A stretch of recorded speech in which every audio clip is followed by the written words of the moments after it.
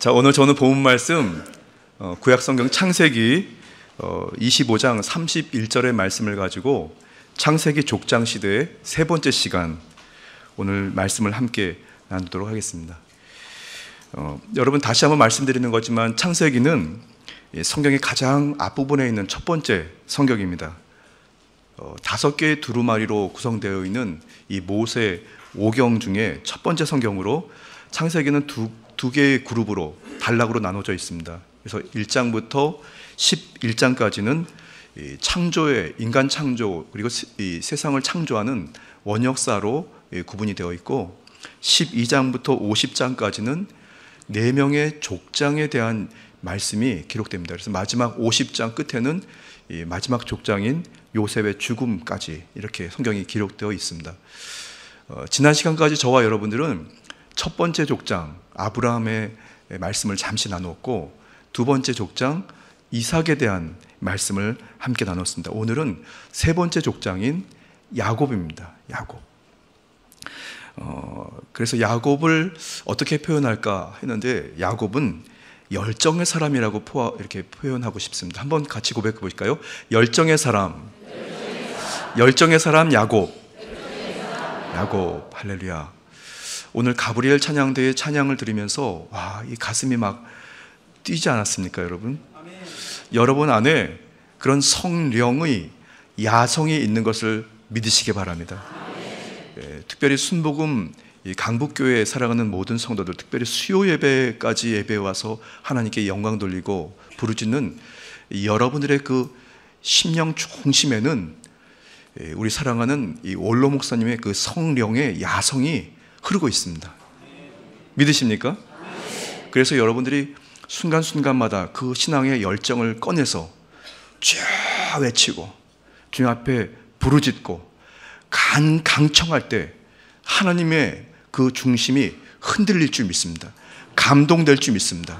그러면 기적이 일어나는 것입니다. 야곱도 역시 그런 열정의 사람이었습니다. 그 안에 이루 형용할 수 없는 열정이 그리고 열심히 그리고 성실함과 그리고 하나님을 향한 그 신실한 믿음이 있었습니다. 오늘 세 번째 족장 열정의 사람 야곱에 대해서 잠시 은혜의 말씀 나누고자 합니다. 첫 번째 주제는 고향을 떠나는 사기꾼 야곱입니다. 함께 고백해 볼까요? 고향을 떠나는 사기꾼 야곱. 이게 그래도 족장인데 말이죠. 우리 믿음의 조상 족장인데 그래도 사기꾼이라고. 근데 왜 사기꾼인지 여러분 잘 아실 겁니다. 얼만큼 그의 인생이 처절했는지 우리가 잠시 몇 가지 주제로 말씀을 함께 나눌 텐데요. 야곱은 사실 이 아버지 이삭과 형 에서를 상대로 거짓말하고 사기를 친 사람입니다, 여러분. 그냥 그대로 말씀 그대로 부모님에게 형의 거짓말에서 아버지를 속이고 그리고 형을 속여서 그의 장자권, 축복권을 뺏어간 도둑질한 사람입니다. 그런데 그의 신앙을 이렇게 보면서 우리는 다시 한번 자신의 삶을 한번 돌봐야 됩니다. 혹시 나는 그런지 않을까? 외형적으로는 바르게 산다고 정직하게 산다고 하지만 사실 은근히 알고 보면 이웃 사람들에게 아니면 혹시 성도들에게도 아니면 나 자신에게도 거짓말하고 혹시 사기를 쳐서 내가 이득을 취한 것은 아닐까? 우리는 항상 신앙을 점검해야 됩니다. 거기엔 타협이 있어서는 안 된다고 생각합니다. 특별히 믿는 자는 더 정직하고 성실하게 살아가야 하고 남을 피해를 주면서 자신의 이득을 취한다면 아마 부끄러운 신앙을 사는 것은 아닌가 우리는 항상 점검해야 됩니다. 본래 야곱은 태생적으로 차남 두 번째 아들로 태어난 한계를 가진 것이 사실이었습니다. 여러분 잘 아시는 대로 에서와 야곱은 동시에 태어난 쌍둥이였는데 그 상간에 그 사이에 몇 초 사이에 먼저 나온 에서가 형이 되고 그냥 타고 나면서 그는 둘째 아들이 되게 됩니다. 그러니까 그 얘기는 뭐냐면 타고 나면서 단 몇 초 사이에 하나님이 공급하시는 그런 장자권과 또 축복권 이것들을 형에게 뺏기면서 태어납니다. 하나님께서 이삭의 아내 리브가에게 다음과 같이 말씀하시는데요. 창세기 25장 23절 이하의 말씀 우리 같이 한번 읽어보겠습니다. 야훼께서 그에게 이르시되 두 국민이 내 태중에 있구나. 두 민족이 내 복중에서부터 나누이리라. 이 족속이 저 족속보다 강하겠고 큰 자가 어린 자를 섬기리라 하셨더라. 그 해산 기한이 찬즉 태에 쌍둥이가 있었는데 먼저 나온 자는 붉고 전신이 털옷 같아서 이름을 에서라 하였고 후에 나온 아우는 손으로 에서의 발꿈치를 잡았으므로 그 이름을 야곱이라 하였으며 리브가가 그들을 낳을 때에 이삭이 60세였더라. 아멘. 참 귀한 자녀들이죠. 부모님이 아버지가 60세의 아들을 낳았으니까 말이죠. 그런데 한 아이도 아니고 어머니 리브가 배에서 두 아이가 탄생합니다. 탄생하기를 똑같이 어머니 한 뱃속에서 나오는데 전혀 달라요, 여러분. 그런데 야곱은 조금 1초라도 좀 빨리 태어났었으면 방금 말씀드린 것처럼 이 장자권 그리고 축복권을 거머쥐었을 텐데 그거를 단 몇 초 사이에 잃어버리고 형에게 뺏깁니다. 매우 야곱의 입장에서는 매우 억울하지 않겠습니까? 조금만 빨리 태어났으면. 그런데 태생적인 한계를 뛰어넘으려고 이 야곱은 부단히도 노력했던 것 같습니다. 개인적인 얘기를 자꾸 드리면 안 되는데 아마 이 시간에 저희 바로 밑에 남동생이 일터에서 일을 하고 있으니까 이 설교를 아마 못 들을 거라고 믿고 저희 집에는 이제 이남 이녀거든요. 위에 누나 둘이 있고 저가 장남입니다. 세 번째. 그리고 밑에 남동생 막내가 있어요. 그래서 집안 식구들이 바글바글 했습니다. 그런데 가만히 보면은 이 막내가 살아내려고 살아가려고 얼마나 열심히인지 모릅니다. 자기 몸에 좋은 거는 다 먹습니다. 근데 그에 반해서 저는 뭐 주면 먹고 안 주면 안 먹고 배부르면 배부른 거고 그냥 배고프면 배고픈 거였습니다. 그냥 어지간하면은 그냥 동생한테 주고 아니면 누나한테 양보하고 뭐 누나들은 뭐 예외 없이 다 동생들한테 양보했던 것 같습니다. 그런데 유난히 이 둘째 아들 바로 밑에 있는 남동생은 아닙니다. 자기 호주머니를 항상 꿰차고 그래야 사니까 아마 그렇게 태어난 것 같습니다. 아무리 봐도 형이 자기보다 더 먹는 것 같고 더 대우를 받는 것 같다. 아마 그렇게 생각이 들면서 아마 살아왔을 것 같습니다. 그래서 지금도 부모님께서 뭐 좋은 것을 이렇게 가지고 계시면 거기에 눈독을 들입니다. 아마 여러분 공감하시지 않습니까? 여러분의 자녀들도 그렇고 지금 여러분들도 그렇게 살아오시지 않으셨습니까? 아마 첫째보다는 장남보다는 둘째가 아마 살기 위해서 아둥바둥 그렇게 살아가는 것이 맞다고 생각합니다. 그런 태생적인 한계, 그 한계를 뛰어넘으려고 그는 정해져 있는 그 운명 앞에 도전장을 내걸고 살기 위해서 아둥바둥 살아간 노력의 사람이었고 그렇게 살아갔습니다. 그런데 그 노력이 조금 실수한 것 같습니다. 결국 야곱은 에서의 상속권과 그 축복권을 가로챕니다. 그 사실을 나중에 좀 뒤늦게 안 형 에서는 분노하게 되는 거죠.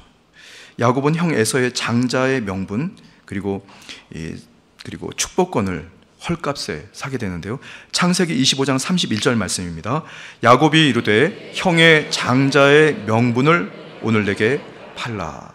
그래서 팥죽 한 그릇으로 형의 그 장자의 축복권을 뺏어갑니다. 그런데 이제 성경에 보면 이 장자의 명분이 이 히브리어로 베코라라고 합니다. 아마 이제 화면에 한번 보여주실 텐데요.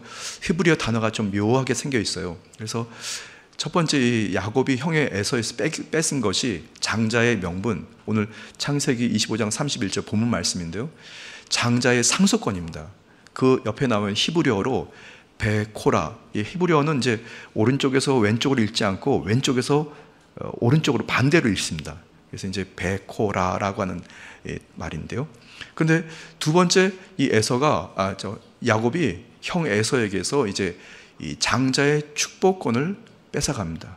그러니까 아버지 이삭에게 축복을 받아야 되는데 어머니 리브가와 합작해서 그에게 가슴에 털, 팔에 팔뚝에 털을 이렇게 가장으로 해가지고 아버지에게 축복을 받게 되고 그 축복을 그 후손들에게 전하게 되는데요. 창세기 27장 36절 말씀 우리 한번 읽어볼까요? 에서가 이르되 그의 이름을 야곱이라 함이 합당하지 아니하나이까. 그가 나를 속임이 이것이 두 번째니이다. 전에는 나의 장자의 명분을 빼앗고 이제는 내 복을 빼앗았나이다. 또 이르되 아버지께서 나를 위하여 빌 복을 남기지 아니하셨나이까. 결국 이 장자의 축복권까지 그냥 뺏어간 야곱. 그런데 여기 보면 장자의 축복이 베카라라고 합니다. 베카라. 다시 한번 아까 보여주셨던 그 히브리어로 한번 보실까요? 근데 이 단어가 똑같은 단어입니다. 한번 보시면 베코라와 베카라 단어 모양도 똑같죠, 여러분? 같은 이 어근에서 나온 말씀입니다. 한번 여러분 같이 히브리어로 한번 공부해 볼까요? 베코라. 이게 바로 이 장자의 명분, 성경에 나와 있는 그 단어의 뜻입니다. 단어입니다. 그리고 두 번째 이제 이 장자의 축복이라고 하는데 이걸 베카라로 합니다. 한번 같이 고백해 볼까요? 베카라. 자, 이게 단어가 이게 말이 참 희한합니다. 베코라, 베카라. 이게 귀한 거거든요, 여러분. 야곱은 아마 모르긴 해도 가만히 둘러보니까 형에게서 뺏어야 할 것이 이것이었다는 사실을 알게 된 거죠, 여러분. 참. 그만큼 아마 살기 위해서 열정의 사람 야곱은 형에게서 내가 무엇을 뺏어야 될까 하고 결국 그의 장자권과 축복권을 빼앗습니다. 그 사실을 이제 알게 된 이 에서가 이제 가만히 생각해보니 괘씸하고 안 되겠거든요. 그래서 결국 이 에서를 죽이려고 마음을 먹습니다. 창세기 27장 41절 말씀입니다. 그의 아버지가 야곱에게 축복한 그 축복으로 말미암아 에서가 야곱을 미워하여 신중에 이르기를 아버지를 곡할 때가 가까웠은즉 내가 내 아우 야곱을 죽이리라 하였더니 그 마음을 품습니다. 그러니까 아버지가 얼마 있다가 이제 하나님의 부르심을 받을 것 같을 걸 예상하고 그 자기에게서 베코라와 베카라를 뺏어간 야곱을 죽여야 되겠다. 그런데 어머니 리브가는 이 에서의 화난 모습을 알고 결국 동생을 죽일 것이라는 것까지도 감지합니다. 그리고 이 에서의 마음을 미리 알고 차남 야곱을 이 리브가의 오빠 집으로 이 오빠에게로 도주시킵니다. 왜냐하면 이 사람을 살해하면 그에 따르는 이 피해 보복이라고 해서 똑같이 그 보복을 받게 되면 에서도 죽게 되니까 결국 이 살인 사건을 멸하게 되면 에서도 살고 야곱도 삽니다. 그런데 만약에 이 에서가 동생 야곱을 죽이게 되면 당시의 율례대로 동생도 똑같이 피해 보복의 상태로 죽어야 되니까 결국 어떻게 되냐면 에서도 죽고 둘째 아들 야곱도 죽고 또 얼마 있지 않아서 남편인 야곱도 죽게 되니까 이 집안이 그냥 대가 끊어지는 거잖아요. 지혜로운 이 리브가는 결국 이 둘째 아들 야곱을 오빠 집으로 피신을 시키게 됩니다. 창세기 27장 45절 말씀입니다. 내 형의 분노가 풀려 내가 자기에게 행한 것을 잊어버리거든 내가 곧 사람을 보내어 너를 거기서 불러오리라. 어찌 하루에 너희 둘을 이루랴. 지혜로운 어머니죠. 그렇게 해서 이제 아들을 피신시킵니다. 참, 여러분들이 에서를 한번 이렇게 생각해 보십시오. 에서의 입장을 또 생각하면 맞는 것 같고 또 야곱의 입장을 생각하면 또 맞는 것 같습니다. 그런데 그것은 다 하나님의 그 역사의 그 운행에 다 계획대로 진행되고 있는 것을 믿습니다. 자, 두 번째 주제인데요. 사기꾼이 사기당한 20년. 제목을 그렇게 붙였습니다. 두 사기꾼의 만남. 사기꾼 판입니다, 여러분. 이 말씀 무슨 말씀이냐면 애굽은 결국 형 에서를 피해서 외삼촌 라반의 집으로 밧단 아람으로 피신을 하게 되고 도주하게 됩니다. 그리고 거기서 이제 이 사기꾼 야곱이 사기꾼 중에 가장 대단한 사기꾼인 그 외삼촌 라반을 만나게 됩니다. 야곱은 외삼촌이면서도 동시에 장인이 되는 사기꾼 라반을 만나서 20년 동안 거기서 죽도록 일하고 사기를 당하게 되는 거죠. 정말 파란만장한 인생을 살게 됩니다. 창세기 31장 41절 말씀 같이 읽겠습니다. 내가 외삼촌의 집에 있는 이 20년 동안 외삼촌의 두 딸을 위하여 14년, 외삼촌의 양떼를 위하여 6년을 외삼촌에게 봉사하였거니와 외삼촌에게 있어서 내 품삯을 10번이나 바꾸셨으며. 참 허망하게 20년을 살아간 겁니다.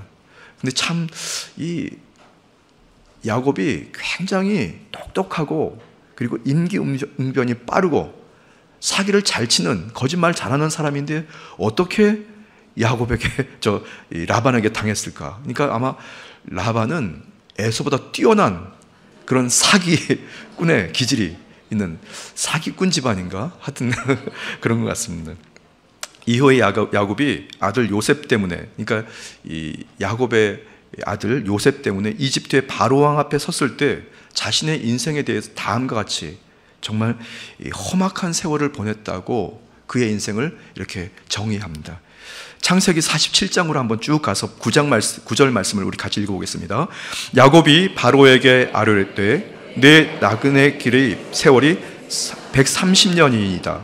내 나이가 얼마 못 되니 우리 조상의 나그네 길의 연조에 미치지 못하나 험악한 세월을 보내었나이다 하고. 참 야곱의 인생이 스스로 자기가 이제 소천할 날이 이르렀고 또 어떤 위기의 상황에 있을 때 그가 바로왕 앞에서 자기의 인생을 그렇게 고백하고 내 아들을 구해 주십시오 라고 하는 그런 간청을 하는 그 상황에서 자기의 인생을 그렇게 고백합니다. 내 인생이 이렇게 살아왔으니까 나를 좀 봐서라도 내 아들들을 좀 살려주십시오. 여러분들은 어떤 인생을 살아오셨습니까? 모르긴 해도 여러분들도 결코 만만하지 않다고 생각합니다. 파란만장한 인생을 살아오지 않으셨을까? 저도 뭐 짧은 인생을 살아왔지만 글쎄 파란만장까지는 아닌 것 같습니다. 그러니까 주님께서 인도해 주셔서 지금까지 살아왔다고 생각이 드는데요. 저는 죽을 고비를 2번 넘겼습니다. 죽을 고비를 2번요. 언젠가 말씀드리겠지만 한 번은 말이죠, 태어나서 신생아 때였어요. 신생아 때 죽었다가 살아났습니다. 그래서 저는 부가연동에서 태어났는데 부모님이 그토록 기다리던 장남을 태어나서 첫째, 둘째 딸을 낳다가 셋째 아들을 낳았어요. 근데 이 아들이 어느 날 기침을 시작합니다. 콜록콜록 하더니, 그러더니 그 고열이 나고 막 토하고 이러더니 결국 숨을 멈췄습니다. 이제 딸들을 건너방에 키우고 그리고 이제 갓난 아기인 저를 품에 안고 있던 어머니나 아버지가 어떻게, 그때는 통금 시간이 있었다고 하는데요, 통금 시간에 이해를 어떻게 할 수 없으니까 애가 죽어서 그냥 늘어져 버리니까 포대기에 싸가지고 운목에다 쭉 밀어놓고 그냥 잠도 못 자고 밤새도록 계시다가 새벽에 이제 통금 해제가 되는 4시인가에 그래도 병원이라도 한번 데려가 보자 그래가지고 그 포대기에 싼 축 늘어진 애를 데리고 동네 병원을 사방을 돌아다닙니다. 새벽에 문을 막 두들겨서. 그러다 어느 한 의원이 문을 열어가지고 그래서 이렇게 진찰을 하고 심호흡을 했는데 죽었던 애가 갑자기 숨을 쉬기 시작합니다. 와, 이거 참, 이게 죽었다가 살아난 거죠, 여러분. 저는 종종 저희 어머니나 아버지께서 그 얘기를 해주셨어요. 그 얘기를. 근데 제가 들을 때 정말 가슴이 막 뛰었습니다. 그리고 모르겠습니다.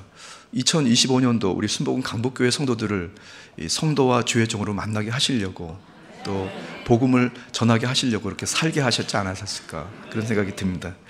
그래도 멀쩡히 살고 있죠, 여러분. 할렐루야. 여러분들은 어떤 인생, 얼마나 힘든 인생을 살아오셨습니까? 하나님은 다 알고 계십니다. 어떤 모양이었던지 간에 여러분들 지금 이 자리에 하나님께서 예비하는 예배자로 주님 쓰임을 받는 것이 귀한 것입니다. 여러분들이 한번 주님을, 예수님을 믿었으니 끝까지 열심과 열정을 가지고 주님께 죽도록 충성하십시오. 그러면 여러분도 당대에도 하는 좋은 일이 있고 여러분 후대에도 대대로 주님의 거룩한 믿음의 명문가를 이루게 될 줄 믿습니다. 야곱은 결코 만만하지 않은 그 인생의 굴곡을 살았던 사람이었습니다. 그런데 이 야곱에게 우리가 배울 것이 몇 가지가 있습니다. 첫 번째는 인생의 한계에 그냥 머무르지 않고 끊임없이 도전했다는 것입니다. 이 자리에 앉아 계신 우리 연세 많으신 우리 모매님, 연세 많으신 기도의 어머니 권사님, 우리 장로님들, 나이 많고 적음이 아니고 남녀 때로는 배우고 못 배웠고 갖고 좀 덜 갖고 여러분 그런 건 신경 쓰지 마시고 어느 상황에서든지 여러분 도전하는 여러분 되시기를 예수님의 이름으로 축복합니다. 해보자, 될 때까지 해보자, 할 수 있다라고 여러분 믿음을 가지고 선언하시면서 여러분 도전하십시오. 그것이 순복음의 성도의 신앙의 야성인 것입니다. 될 때까지 하는 겁니다. 여러분 믿으십니까? 응답돼야 하는 기도의 제목들이 10년이 되었던 20년이 되었던 여러분이 끝까지 응답될 때까지 부르짖는 것이 우리의 신앙의 본성인 것을 믿으시기 바랍니다. 야곱은 그렇게 도전했던 사람입니다. 두 번째, 야곱에게 배울 것은 인간이 할 수 있는 최선의 노력을 다했습니다. 여러분 주어진 상황에서 최선을 다하십시오. 열심을 다하십시오. 주님께서 다 보고 계십니다. 두 번째, 우리 이 야곱에게서 배울 수 있는 신앙은 무엇보다 하나님께 간구하고 강청하는 기도의 사람이었습니다. 여러분 있는 자리에서 주님 앞에 부르짖으십시오. 간구하십시오. 이제 돌아오는 이제 초교파 여성 금식 기도 대성회가 오살리 최자식 기념 금식 기도회 있지 않습니까? 권사 금식 기도 대성회를 다녀오셨다 하더라도 작정해서 또 올라가십시오. 그리고 부르짖으십시오. 하나님께서 응답하실 줄 믿습니다.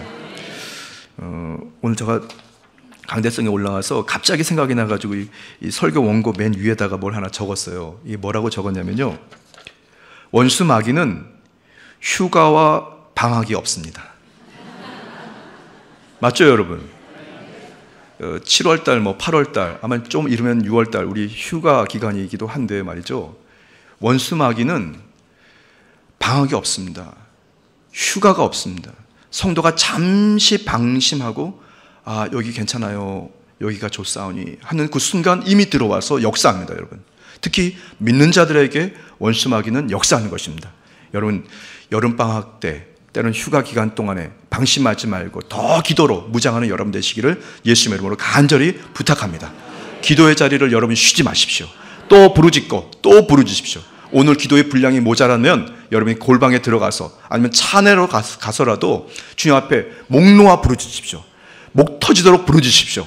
주님이 여러분들의 그 믿음의 열심과 기도를 기울이실 줄 믿습니다. 창세기 28장 20절 이하의 말씀 우리 같이 읽겠습니다. 야곱이 소원하여 이르되 하나님이 나와 함께 계셔서 내가 가는 이 길에서 나를 지키시고 먹을 떡과 입을 옷을 주시어 내가 평안히 아버지 집으로 돌아가게 하시오면 야훼께서 나의 하나님이 되실 것이요 내가 기둥으로 세운 이 돌이 하나님의 집이 될 것이요 하나님께서 내게 주신 모든 것에서 10분의 1을 내가 반드시 하나님께 드리겠나이다 하였더라. 아멘. 야곱은 그렇게 하나님께 기도와 간구로 주님께 약속을 맺고 끝까지 그 기도대로 믿음으로 달려갔습니다. 여러분들이 그렇게 믿음의 전진을 하실 때 하나님의 큰 역사와 기적의 은혜가 있게 될 것을 믿으시기 바랍니다. 자, 첫 번째, 오늘 세 번째인 이 족장에 대해서 말씀 나누고 있는데요, 열정의 사람 야곱에 대해서. 야곱은 첫 번째 고향을 떠나는 사기꾼이었습니다. 그럴 수밖에 없죠. 도망간 겁니다. 두 번째, 야곱은 사기꾼이 당한 20년 두 사기꾼의 만남에 대해서 잠시 말씀드렸고요. 마지막 세 번째 주제는 야복강에서의 야곱입니다. 이 모습도 처절한데요, 야곱은 하나님과 씨름해서 이긴 유일한 사람이었습니다. 참 대단한 사람이죠. 모르긴 해도 타고나기를 그런 기질을 갖지 않았다 하더라도 여러분들 그 DNA 속에 이 야곱의 기질이 있는 것을 저는 분명히 믿습니다. 분명히 믿습니다. 끝까지 주님 앞에 붙잡고 매달려서 여러분이 얻어내기를 바랍니다. 쟁취하기를 바랍니다. 야곱은 지난날에 자신이 그토록 비열하게 속였던 형 에서가 자신을 어떻게 받아들이겠는가. 이제 형하고 만나게 될 텐데 형이 나를 더 미워해서 나를 죽이면 어떨까. 그래서 그에 대한 방법들을 모색합니다. 그가 인간적으로 할 수 있는 모든 행동들을 다 취하려고 합니다. 첫 번째, 자신의 소유를 두 무리로 나눠서 에서가 한 무리를 치면 남은 한 무리를 피신시키고, 그렇게 또 형 에서에게 선물할 예물까지도 그는 준비해서 형하고 만나려고 준비합니다. 창세기 32장 6절에서 8절 말씀 우리 같이 읽어보겠습니다. 사자들이 야곱에게 돌아와 이르되 우리가 주인의 형 에서에게 이른즉 그가 400명을 거느리고 주인을 만나려고 오더이다.